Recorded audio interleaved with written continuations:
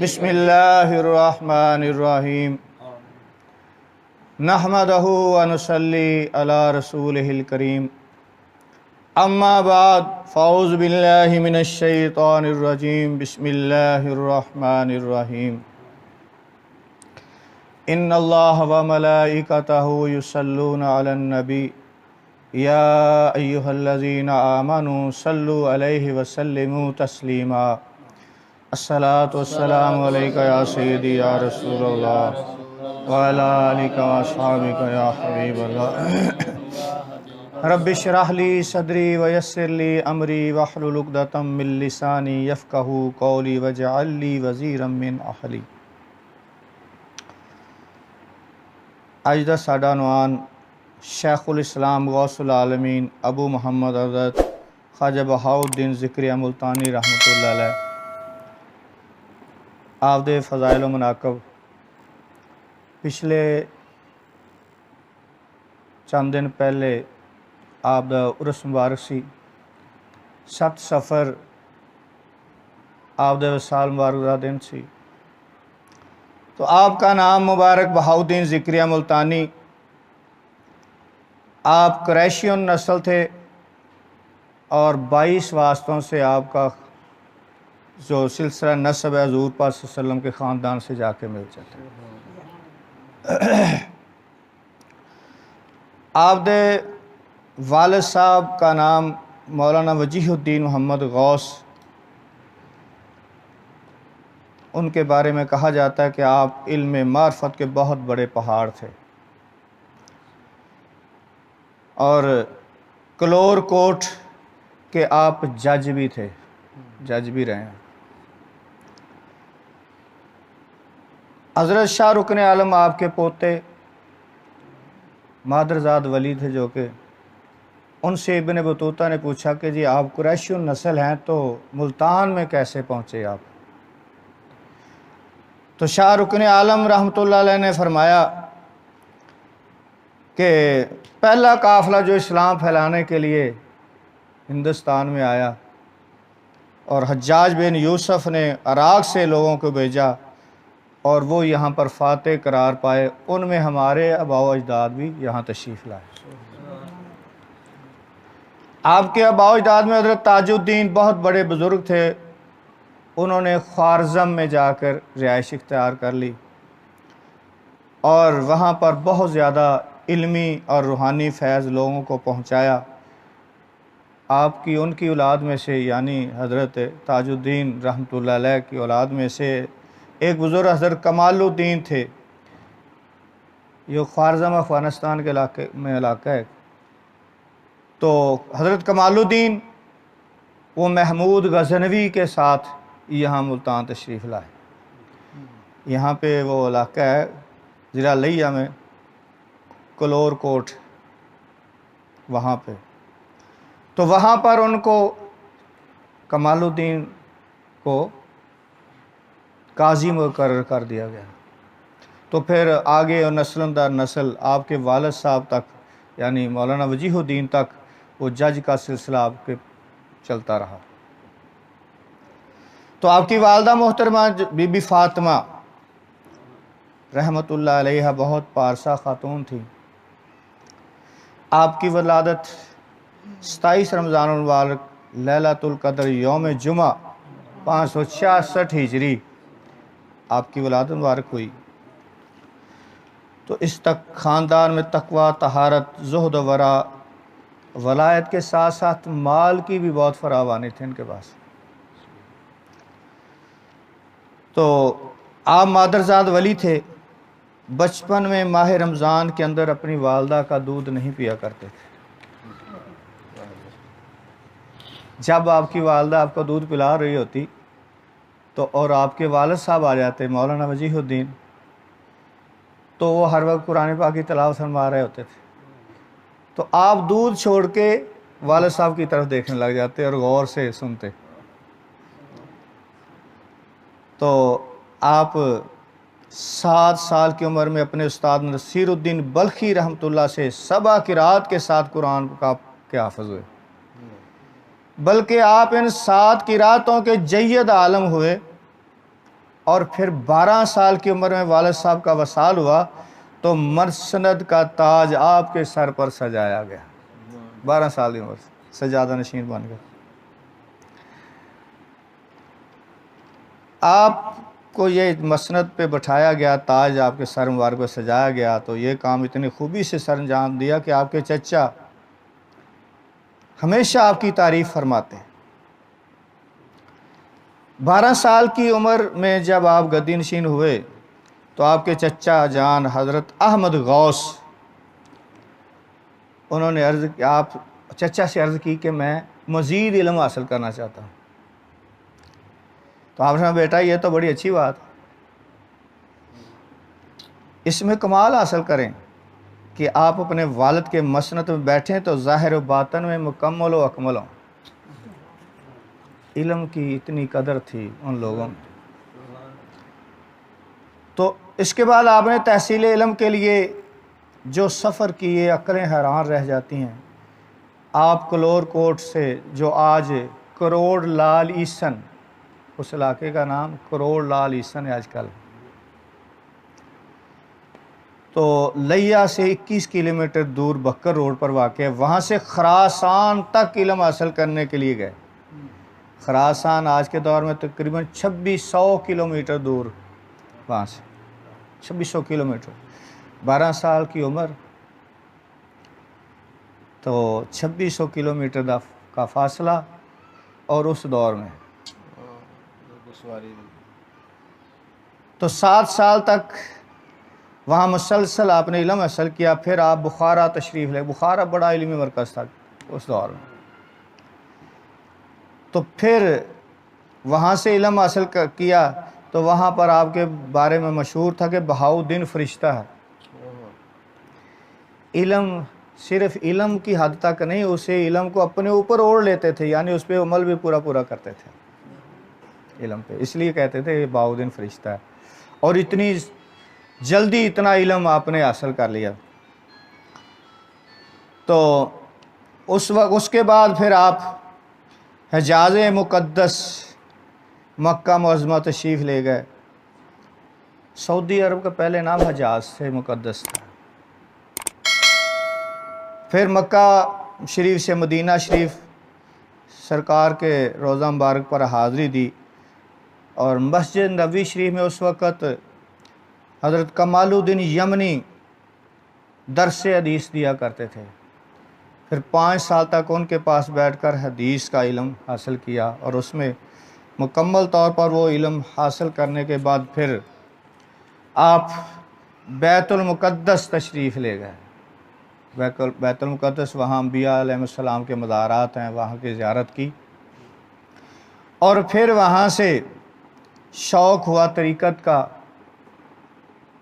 تو آپ بغداد شریف تشریف لے گئے۔ اتنے سفر کیے آپ نے،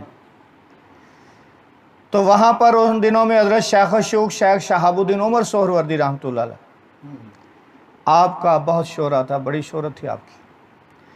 تو ان سے فیض حاصل کرنے کے لیے بغداد شریف پہنچے۔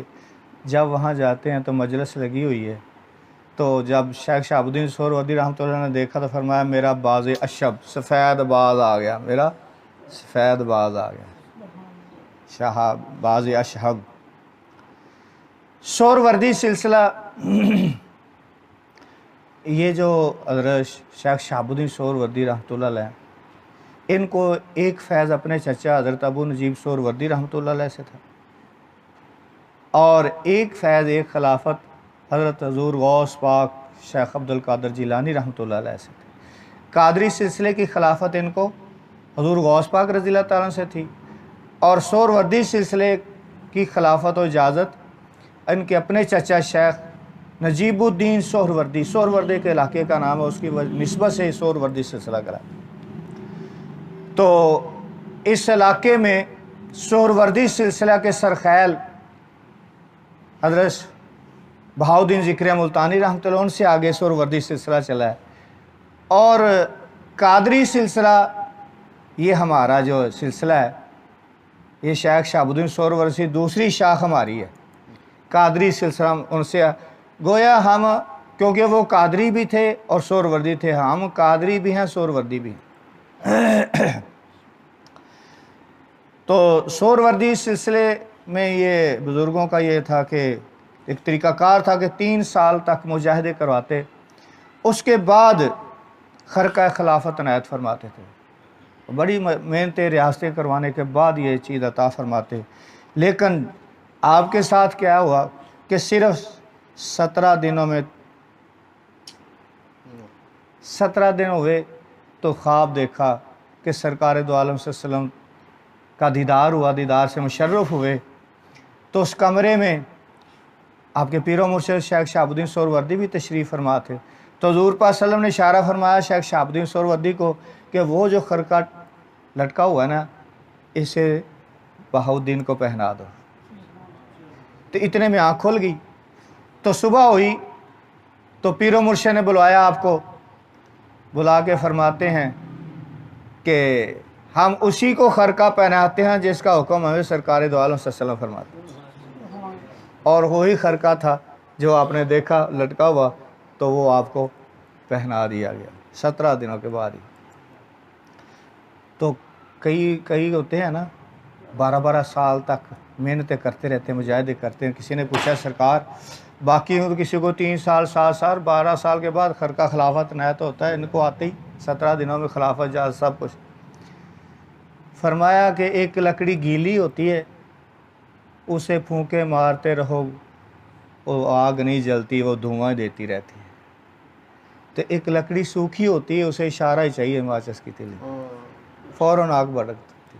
تو اس کا یہ عالم تھا کہ یہ اندر سے عشق میں جلا ہوا تھا، تو اسے ایک اشارے کی ضرورت تھی۔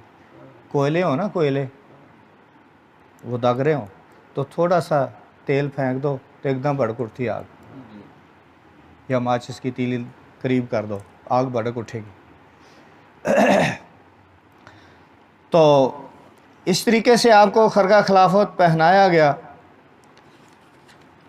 اور پھر آپ نے ملتان شریف جب تشریف لاتے ہیں تو آپ کے چچا اپنے بیٹے صاحبزادے حضرت مخدوم رشید، مخدوم رشید علاقہ ہے اسی حاضری تھی سرکار دے نال اتھے، مخدوم رشید حاضری تھی اسی۔ تو مخدوم رشید آپ کے چچا زاد بھائی تھے، تو آپ کے چچا ان کو ملے، خواب میں فرمایا کہ بیٹا بہاؤالدین ملتان آ رہا ہے، اس کا استقبال کرو اور اپنی ہمشیرہ کا نکاح اس سے کر دینا۔ تو ہر چیز جو کچھ بھی تھا ملکیت وراثت میں سب کچھ ان کے سپرد کر دی، ہمشیرہ کا نکاح بھی کر دیا۔ تو آپ نے ملتان میں بہت بڑی یونیورسٹی بہائیہ، جامعہ بہائیہ کے نام سے بہت بڑی یونیورسٹی قائم کی، جس میں 70,000 طلبہ زیر تعلیم تھے۔ ان کے کھانے کا ہر قسم کا انتظام تھا، بہت بے شمار کمرے، بہت بڑی یونیورسٹی تھی۔ 70,000 طلبہ جہاں پڑھتے ہوں تو ان کی رہائش کا انتظام، کھانے کا، ان کے ہر چیز کا انتظام تھا وہاں پہ۔ تو ان کو پھر صرف دینی تعلیم ہی نہیں دی جاتی تھی، اس دور کے جتنے بھی علوم و فنون تھے، فن تھے، تو وہ بھی سارے سکھائے جاتے تھے، اور ان کو بہت سے ملکوں کی زبانیں سکھائی جاتی تھی۔ دوسرے ملکوں سے اساتذہ بلا کر ان کو رکھا ہوا تھا، اور جس کو تیار کرنا ہوتا، مثلا کسی کو بنگلہ دیش بھیجنا ہے تو بنگلہ دیش کے اساتذہ اسے پڑھاتے تھے، اور اس کی تربیت اور اس کو زبان بھی سکھاتے تھے، وہاں کی تہذیب و تمدن بھی سکھاتے تھے، وہاں کا کلچر سکھاتے تھے، کہ تاکہ وہاں جا کے یہ اجنبی محسوس نہ ہو، لوگوں کو پتہ چلے کہ یہیں کا رہنے والا ہے۔ اور پھر ان کو تجارت سکھاتے، اور ان کو اپنے پاس سے مال دے کے بھیجتے۔ اپنے جو خلفاء ہوتے تھے جن کو دوسرے علاقوں میں تبلیغ کے لیے، دین اسلام کی تبلیغ کے لیے بھیجتے، اپنے پاس سے مال دے کے بھیجتے، اور ان کو کہتے پہلے جا کے تجارت کرو، اور بہت کم منافع رکھنا، اور ایمانداری سے کام کرنا، اپنا کردار لوگوں کے سامنے پیش کرنا۔ اور تمہارے کردار کو لوگ دیکھ کے پھر دین کی طرف راغب ہوں گے۔ تو اس طریقے سے بہت سارے خلفاء کو مبلغین تیار کر کے دوسرے ملکوں میں بھیجا گیا، تو وہاں انہوں نے جا کے پہلے تجارت کی، رزق حلال کمایا، کسی کے دست نگر نہیں رہے، کسی کے محتاج نہیں ہوئے، وہاں جا کے کوئی پریشانی نہیں اٹھانی پڑی، زبان اور کلچر پہلے ہی اپنا چکے تھے ان علاقوں کے، اور تجارت کر کے تو اس کے بعد لوگوں میں اپنا ایک جب مقام پیدا کر لیا، تو پھر جا کے وہاں آپ ان لوگوں نے دین کی تبلیغ کی۔ اور آپ کے جو بڑے بڑے خلفاء ہوئے ان میں سے حضرت مخدوم جہاں مخدوم سید جلال الدین بخاری سرخپوش اچ شریف باولپور، یہ آپ کے اجلہ خلفاء میں سے جو یہاں کے بخاری سادات کے سرخیل ہیں اس علاقے میں۔ اور حضرت مولانا فخر الدین عراقی، حضرت خواجہ حسن افغان، حضرت نور حسینی، حضرت سید مخدوم محمد عثمان مروندی المعروف سخی لال شباز قلندر، یہ بھی آپ کے خلفاء میں سے ہیں۔ تو اتنی قد آور ہستیاں آپ کے خلفاء میں سے ہیں۔ حضرت سخی لال شباز قلندر قلندری سلسلے سے بھی خلافت تھی، پھر کسی وقت اس کے بارے آپ کی شان میں بیان کریں گے۔ تو ایک خلافت ان کی طرف سے تھی، تو یہاں سے پھر حکم ہوا کہ آپ سیستان چلے جائیں، سندھ جو آج کل سیون شریف ہے اس علاقے میں چلے جائیں، تو پھر وہیں پہ آپ تاحیات رہے اور وہاں پہ آپ کا مزار شریف ہے۔ تو اس طریقے سے جب آپ ملتان میں تشریف لائے ہیں تو وہاں آپ کو ایک دودھ کا پیالہ یا گلاس پیش کیا گیا بھرا ہوا، آپ نے اس میں گلاب کا پھول رکھ کے واپس دے دیا۔ آپ کو بتایا گیا کہ یہاں کوئی کمی نہیں ہے،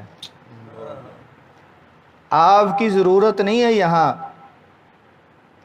یہاں پہلے ہی پیری پور ملتان کہتے ہیں کہ اولیاء کرام کا مرکز ہے اور بہت سے علماء اولیاء کرام ہیں۔ آپ کہیں کسی اور علاقے میں تشریف لے جائیں اور دین کی خدمت کر لیں، یہاں تو پہلے ہی بہت زیادہ ہے۔ تو آپ نے اس میں دودھ میں پھول رکھ دیا گلاب کا، فرمایا کہ جس طرح یہ پھول دودھ کے اوپر تیر رہا ہے نا اور خوشبوئیں بکھیر رہا، میں کسی کو تنگ نہیں کروں گا، میری وجہ سے کسی کو پریشانی یا تکلیف نہیں ہوگی، میں اسی طرح ہی خوشبوئیں بکھیرتا رہوں گا۔ تو اس طریقے سے آپ وہاں تشریف فرما ہوئے اور علمی مرکز، اتنی بڑی یونیورسٹی آپ نے اس وقت قائم کی اور دین کی تبلیغ کی۔ تو ایک دفعہ بابا فرید صاحب رحمۃ اللہ علیہ آپ کے دوستوں میں سے تھے، بابا فرید صاحب اعلیٰ سلسلہ، وہ چشتیہ سلسلہ کے بزرگ ہیں، تو یہ سہروردی، لیکن آپس میں ان کی بڑی گہری دوستی تھی۔ تو خط لکھنے لگے بابا فرید صاحب، تو سوچا کہ کون سا القاب کون سے لکھوں، یہ سوچ رہے ہیں، جب اوپر دیکھا تو لوح محفوظ پر شیخ الاسلام لکھا ہوا تھا، تو شیخ الاسلام کے لقب سے آپ کو خط لکھا، یعنی مسلمانوں کے تمام کام علمی اور روحانی بہاؤدین کے سپرد ہیں۔ تو آپ اپنے مریدوں کی تربیت فرماتے ہوئے مریدوں کے اندر ایک ذوق شوق پیدا کرنے کے لیے، جستجو طلب پیدا کرنے کے لیے فرماتے کہ میں جب سدرۃ المنتہا سے اوپر عرش کی طرف دیکھتا ہوں تو سدرۃ المنتہا سے اوپر عظمت الہی کو دیکھتا ہوں، اگر میں تحت الثری میں دیکھوں تو تحت الثری میں چلنے والی مخلوق کو دیکھتا ہوں۔ تو یہ تو درویشوں کا ادنا درجہ ہے، تم میرے مرید، میرے شاگرد ہو، تمہارے اندر بھی اتنی نگاہ بصیرت ہونی چاہیے۔ تو پھر آپ فرماتے ہیں کہ تم میں سے کون ہے جو رات کو ایک قرآن مجید کی تلاوت کرتا ہے، پھر ایک رات میں جو پورا قرآن پاک تلاوت کرتا ہے کون ہے؟ اس طریقے سے ان کو ذوق شوق دلا کرتے تھے کہ تم بھی اپنے اندر یہ طلب جستجو رکھو، اس طریقے سے اللہ تعالیٰ کی عبادت کرو۔ تو 4 یار کی ایک نسبت مشہور ہے، تو ان میں ایک تو بہاؤالدین ذکریہ ملتانی، دوسرے جلال الدین سرخپوش بخاری رحمۃ اللہ علیہ شریف والے، तीसरे बाबा फरीदुद्दीन और चौथे सखी शहबाज कलंदर, ये चारों अपनी जगह आसमान वलायत हैं, लेकिन इनमें सरपरस्ती और रहनुमाई का ताज बहाउद्दीन ज़िक्रिया मुल्तानी रहमतुल्लाह अलैह के सर पर। तो आपकी सखावत जो है वो भी बहुत ज़्यादा थी, क्योंकि माल बहुत ज़्यादा था आपके पास। तो उस दौर में नासिरुद्दीन कबाचा मुल्तान का गवर्नर था, तो कहत का दौर आ गया, कहत पड़ गया, तो उसने आपसे अर्ज़ की, तो आपने उसको अनाज भेजा और उसमें बहुत सारे दीनार छुपा के भेज दिए ताकि उसकी इज़्ज़त नफ्स भी मजरू ना हो, उसको कोई ऐसी खफगी भी महसूस ना हो। और इस तरीके से वक़्त के हुक्मरान की इस तरीके से आपने इमदाद की। तो ज़ुहद के मुतल्लिक़ आप फरमाते हैं कि ज़ुहद ये होता है कि दुनिया को पहचानो और उससे मायूस हो जाओ, यानी उसकी तरफ रग़बत ना करो। दुनिया से बेरग़बती यानी दिल में दुनिया की मोहब्बत ना हो, इसे ज़ुहद कहते हैं। दुनिया की मोहब्बत दिल में ना हो, इसका मतलब ये नहीं कि दुनिया को छोड़ जाना है, दुनिया को छोड़ना नहीं है, दुनियादारी पूरी करनी है, दुनिया के अंदर रहना है हमने। दुनिया हमारे दिल में ना हो, बस दुनिया की मोहब्बत दिल में ना हो, तुम दुनिया में रहो, तुम दुनिया तुम्हारे अंदर ना हो। जैसे कश्ती दरिया में चलती है, तैरती है, बड़ी खूबसूरत लगती है, दरिया में है ना, तैर रही, लोगों को पार लगा रही। अगर दरिया कश्ती के अंदर आना शुरू हो जाए, पहले तो कश्ती दरिया में है ना, कश्ती दरिया में चल रही है तो सेफ है, कुछ भी नहीं, लोगों को आर पार ले जा रही।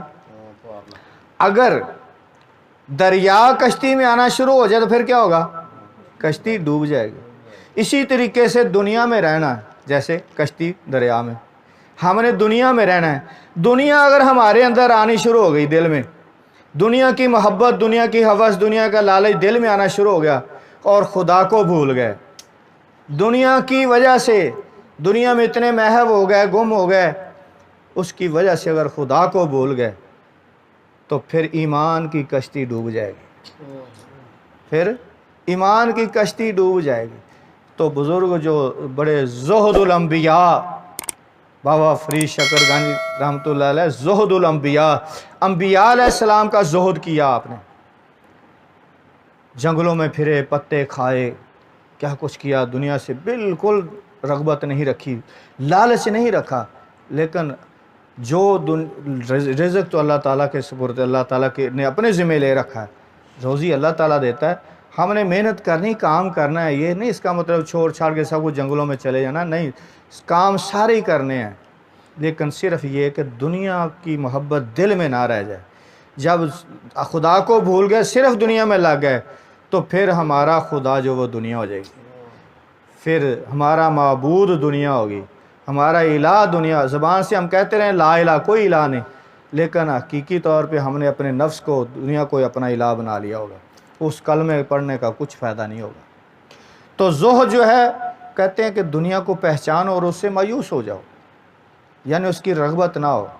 आपके कदमों के नीचे ख़जाने थे, मगर आपने अपने ज़ात के लिए इस्तेमाल नहीं किए, बल्कि मखलूक खुदा पर ख़र्च किए।